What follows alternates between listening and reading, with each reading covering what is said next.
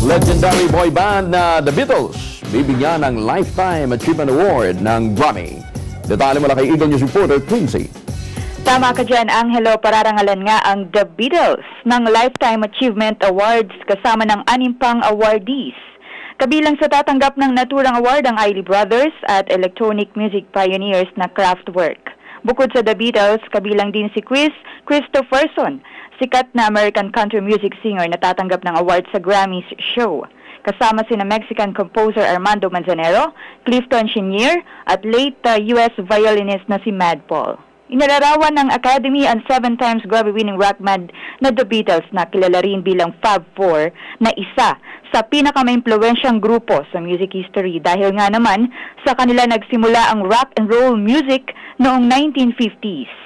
Sa ngayon, hindi pa nabanggit kung sino sa miyembro ng The Beatles ang kukuha ng kanilang award sa January next year, 2014. Ayon naman kay Neil Portnow, ang head ng Recording Academy, tunay na unique at gifted ang grupo ng The Beatles na nakatanggap ng Grammy's Lifetime Achievement Award dahil timeless at legendary ang kanilang type of music at ang kanilang works ay talaga namang malaki ang impluwensya sa mga bagong artists at band group ngayon. Samantala noong 2012, ilan pa sa mga artist na nakatanggap na ng naturang award ay si King of Pop Michael Jackson at Canadian singer na si Leonard Cohen.